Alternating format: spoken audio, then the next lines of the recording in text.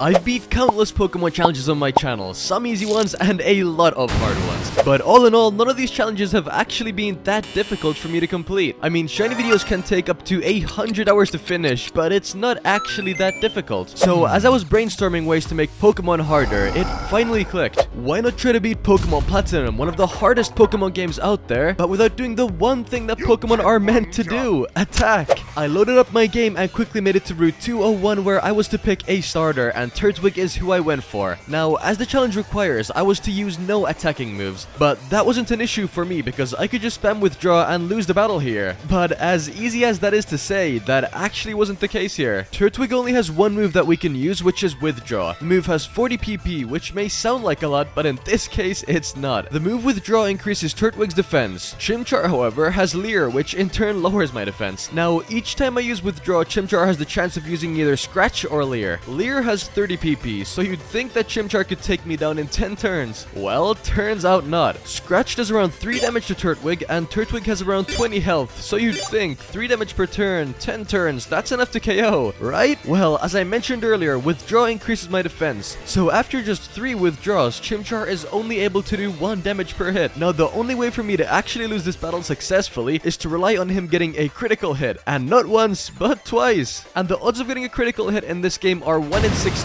so for that to happen twice in 10 turns, well, if it means anything, even with the game sped up by over 10x and over 2 hours of trying this out, Barry was not landing any critical hits. And at this point, I came to the realization that I don't think Barry is able to crit you in the first match, meaning I can't actually lose with Turtwig. I chose Turtwig as my starter originally because of a certain move that he unlocks later on, so now that I had to change starter, I'll be having issues later on in the run, but we'll get to that eventually. Piplup would have been my second choice here, but because of Growl, Turtwig was unable to take Piplup out here before I had to start attacking. So I had to settle on the worst possible starter for this challenge, Chimchar. But hey, at least we can finally start making some progress. I was given 5 Pokeballs, with which I only managed to catch 2 Starlies, and once again I thought the challenge was done for. But after checking out the Pokemart, it turns out my mother had given me, an 11-year-old child, $3,000, which seems kinda irresponsible. But hey, it allowed me to fill up my party with Starlies, so I'll take it. Now, the Starlies enough wouldn't let me win our first battle, at least without some leveling. But how will I level up without attacking, you may be wondering? Well, on Route 201, there is actually a 10% chance of finding a Kricketot, whose only available moves are Growl and Bide, neither of which can damage my Pokemon. The catch is Kricketots only appear in the morning and at night, but with my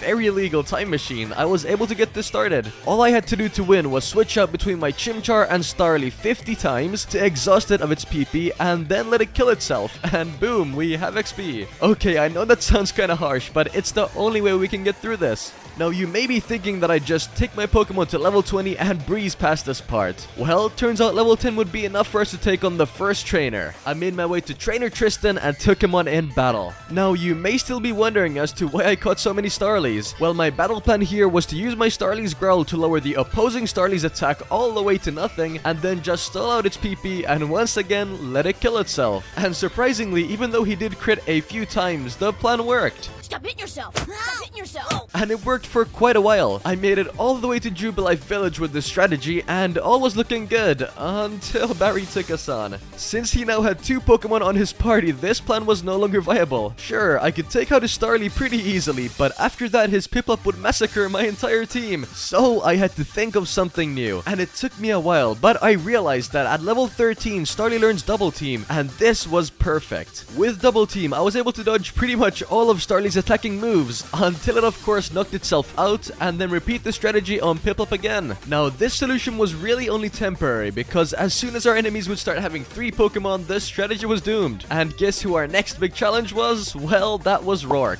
And not only does he have 3 Pokemon, but all 3 of his rock types are super effective against my team of birds and a fire type. Once again, I was stuck. But this time I did have a solution for this, and this time it was Badu. Now, Badu seems kind of useless, useless, at least at first. But I guess I haven't explained the rules properly yet. So as I said in the intro, I'm gonna try to beat Pokemon Platinum without dealing any damage, but to be more specific, I'm not allowing the use of damaging moves. Passive moves that do damage over time, however, such as Leech Seed, or status moves such as Will-O-Wisp or Confuse Ray are however allowed. Now, if I manage to evolve Badu, I unlock some super helpful moves such as Stun Spore and, you guessed it, Leech Seed. Now, she would be a vital member to our team, but I still had to find a way to level her up, and so the switch training began. And once again, with level 4 Crickettoons. Before this though, I made sure to run around Jubilife for some time to increase the friendship of my Badu, and at just level 6, I had myself a Roselia. It suddenly became night, and now the switch training began, and my Starly evolved during the training too, which was pretty nice. Now this training took me hours and hours to complete, so if you enjoy these kinds of videos, make sure to leave a like and hit that subscribe button to not let all this effort go to waste. I did eventually hit level 16 though, and I unlocked the move to save my life, and that's Leech Seed. Leech Seed doesn't do any direct damage, but each turn it drains a passive 1/8 of the enemy's health, and in return heals my Pokemon by that same amount. This, in combination with Stun Spore, would basically allow for me to survive nearly indefinitely, as each turn I would heal, and some turns the paralysis would prevent the enemies from attacking, letting me heal even more. Now this was more than enough to take down Rourke, and this strategy actually took me pretty far. I was able to take down trainers, Galactic Grunts, and even Morris, who tends to be a run ender, got annihilated by some seeds. Now everything was looking so good until I reached the second gym, which was the Grass type gym. Grass types are completely immune to the effects of Leech Seed, and as that was my only working strategy at this point, I was lost again. Now I had two options here. I could catch a Zubat, train it to level 21 where it learns Confuse Ray, but this is still super unreliable, and I didn't want to invest hours of my life into something that most likely wouldn't even work. And then it hit me. Eterna Forest is full of ghost type Pokemon, one of them being Ghastly knows the move Curse. This depletes half of its health, but each turn takes out a fourth of the enemy's health. Since Gardenia only has 3 Pokemon, I did the only logical thing here and caught myself 3 Ghastlys. And these Ghastlys made my life a lot easier, as I no longer had to switch train. I managed to get these guys up to level 20. And as an added bonus, I didn't realize, but Ghastlys actually learned Confuse Ray at level 19. So I guess that's 2 birds in 1 stone. I entered Gardenia's gym, and the plan was simple. Use Curse, switch out to Roselia, use Stun Spore, and wait, it worked on Turtwig, and Charm went down too. Roserade, however, was... Nope,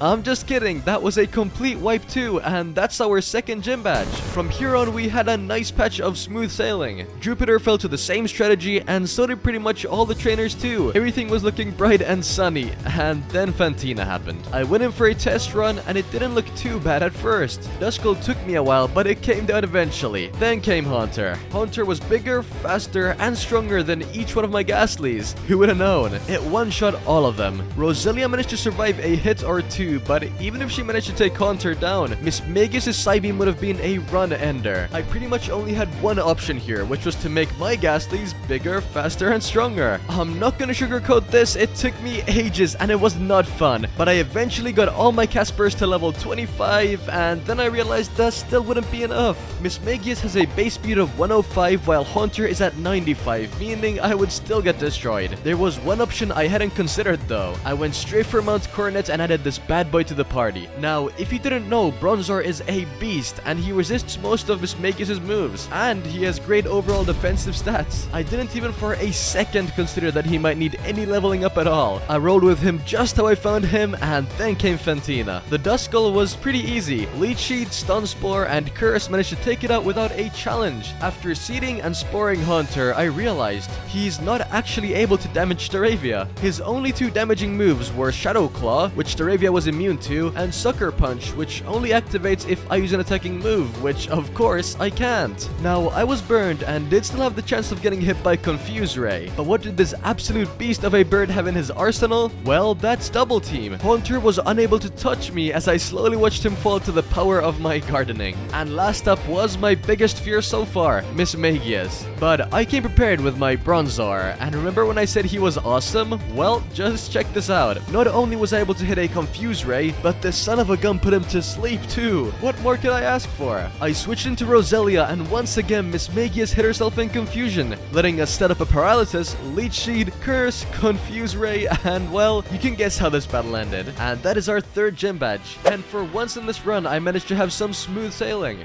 Veilstone City was up next, but Maylene's fighting types had no chance against my ghosts. We swept the floor with her. Pastoria was up next, and the rival battle against Twig was a bit shaky. My team's levels were already starting to fall behind, but we took the victory anyways. Next up was Crasher Wake. I only tried this out as a test run to be honest, but boy was I surprised. I was able to get the 5th gym badge due to Roselia's newly learned Toxic Spikes, and some luck of course. I went for the usual Stun Spore Leech Sheet combo, but this time I set up Toxic Spikes too. This let me stall out Wake's entire team pretty easily and give us the win. Not bad. Now, even though things were going good recently, I was about to experience one of my biggest roadblocks so far, and I would have never expected this, but Cyrus was actually a massive challenge. Sure, he only had a Sneasel, but that thing outsped and one-shot every single teammate of mine, no matter how hard I tried. I was just too underleveled here. I was stuck. Leveling up in the grass was just too slow, but I had a solution for this, which is, wait for it, the daycare. You may not know this, but the daycare center isn't just for hatching eggs. When you deposit a Pokemon in the daycare center, each step you take will award your Pokemon 1 XP. Now, that doesn't sound like much, but with my bike and a lot of spare time, I managed to get my levels up and eventually take down the blue-haired boss too. After this, I ended up in Canalave City, but before taking on the gym leader, I went to Iron Island to grab myself a shiny stone and evolved Roselia to a Roserade. Now, I don't think I've explained to you how broken my team was at this point, but let me show you. Each battle, I would lead with Roserade, set up Stun Spore and Leech Seed. I would then switch out to a Haunter who would use Curse and then Confuse Ray. Now, Paralysis prevents the enemy from attacking 25% of the time, and Confusion prevents attacking another 50% of the time. We're almost untouchable. Now, while the enemy can't hit me, Leech Seed heals me up every single turn. Now, with all that in mind, you can probably guess how the battle against Byron ended. Next up was Snowpoint City, and I was too underleveled, so I thought to myself, what's the worst that can happen? Well, turns out it was this guy. My bane once again was another outspeeding Sneasel. This time though, I found a way to counter it by using perhaps the most frustrating strategy on earth. Let me explain. Sneasel was an issue because it was fast and would one-shot my whole team basically. So what was I gonna do about this? Well, thankfully Sneasel is a physical attacker, and that is something that I can abuse. I would send in my Staraptor for Intimidate, then use a combination of Growl and Roost to render him basically useless. I would then send in Roserade for the good old Stun Spore and Leech Seed, but also 2 sets of Toxic Spikes. Now, how would this help us? Well, I sent Staraptor right back in and use Double Team 6 times. This means that the enemy's attacks are only able to hit me 33% of the time. I could easily outstall with Growl and Roost and basically get a free win. Crits, however, were not fun, but that didn't matter too much as we still managed to grab our 7th gym badge. I made my way back to Veilstone City for some more Cyrus action, and I beat him first try. I hate Sneasels though. This really was just warm-up though, because after raiding Spear Pillar and invading the Distortion world, Cyrus was back and he was not playing any games. I went in for a test run, which basically was just a speedrun of my entire team getting destroyed. I was hopeless at this point. His once small and modest Sneasel had become a seemingly unstoppable Weavile, crushing all of my team with just one hit. I had to do a lot of thinking. I popped my Pokemon in the daycare, hopped on my bike and got lost in my thoughts until it finally hit me. Oh wait, we can Toxic. I made my way back to the Distortion world with stars in my eyes. I thought I was gonna be unstoppable until I remembered that my opponent is Cyrus, and I lost. Again, and again. Houndoom's flamethrower just did too much damage, and even if I managed to get past him, Weavile would just crush me, but this time it hit me. I had an unstoppable 2-step plan. Number 1, drugs. Number 2, drugs. I firstly EV trained my Staraptor in special defense, letting me tank 2 flamethrowers and easily set up my double team. I then went for a Toxic on the Houndoom and used 2 X defenses. They'll come in handy later. After a bunch of stalling, I managed to take out the Houndoom, and as expected, out came the Weavile. Now, I used the X defenses to make sure I could safely growl to lower Weavile's attack, and once I was untouchable, I would Toxic stall it till it died. Well, turns out I was untouchable all along because Weavile missed about 6 times in a row, and by the time he finally landed landed an Ice Punch, it barely scratched me. This same strategy let me take out his Gyarados and Honchkrow too. I was even able to land a couple growls on his Crobat, which would be extremely important. Once the Raptor died, I sent out my Haunter, and the only reason I was able to tank a hit was because of those growls. This let me go for a Destiny Bond and take down Crobat with me. And after all those hours of hard work, we got the win. Come on guys, I think I deserve a subscribe for that. Don't think I'm letting you off the hook that easy. Do it. Sunyshore City awaited me next, but I mean, if I can take on Cyrus, I can take on anyone. Volkner went out without a fight. Now, I made it to the victory road and took out our rival without too many problems, but with my team severely underleveled, I knew I wouldn't stand a chance against Aaron. So I took my team to the daycare center and I got to thinking. I honestly wasn't sure how I would stand a chance against the Elite Four, not to mention the champion, but I went in for a test run to try out how our team would fare. First up was Aaron, and even though he was pretty low leveled, he still managed to put up a fight. I managed to set up toxic spikes and pretty much outstall his whole team. He did give me a scare critting Staraptor, but we still managed to push through. The Pokemon who couldn't get poisoned would go down to Destiny Bonds, and just like that, our first battle was done with. Bertha was my second opponent, but since she had no way of dealing with toxic spikes, I set that up with Roserade, and she died shortly after, but she had served her purpose. I sent out Staraptor next and set up double team. The enemies could basically no longer hit me, so I could stall each Pokemon with Growl and Roost. Now this strategy was working out easy enough for her Pokemon, but there was a problem here. My moves don't have unlimited PP,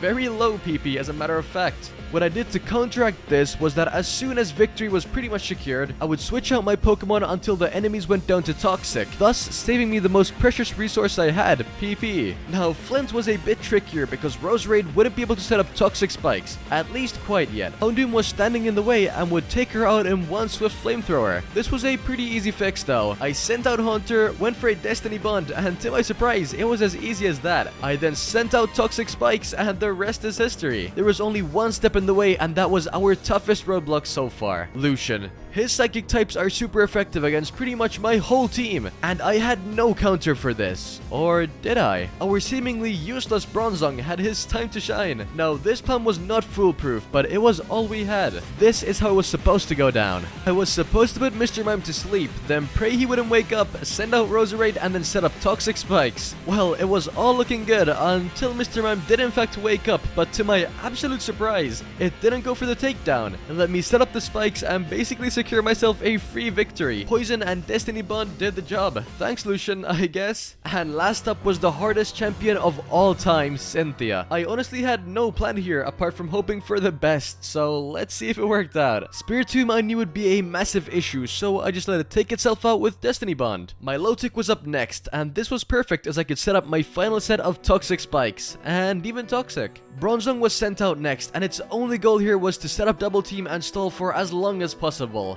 But that didn't last for long because of Cynthia's full restore. I had to risk the life of Staraptor to set up Toxic, and it was close, but luckily she hid herself in confusion and let us live another day. Milotic eventually died, and next up was Garchomp. I was scared to death here, but she ended up missing her Giga Impact. At this point, I realized Cynthia's AI would always go for Earthquake. So what did I do? I abused the heck out of it by switching up between Staraptor, intimidating it, and eventually letting it die out. Now, the three final Pokemon would be a serious challenge because Toxic Spikes wouldn't hit her Poison-type Roserade, Steel-type Lucario, or Flying-type Togekiss. I had to be really tactical here. I sent a sacrificial Staraptor out to set up Toxic. I was down to my final three Pokemon. I sent Bronzong back out, and with the help of just one Hyper Potion and a couple Protects, she used another full restore. Okay, if she's allowed to do that, I'm allowed to use a Revive too. I gave my Revive to Haunter to set up a Destiny Bond, but the issue here was that I had to keep Bronzong alive, or else after all our Hunters were gone, we would lose the match. We had to hit this Hypnosis to secure us the safe switch in, or so I thought. In hindsight, Togekiss was spamming Focus Blast, a fighting type move against Bronzor. Fighting moves can't even hit ghost types. I don't know what I was thinking, but hey, it all worked out. Or did it?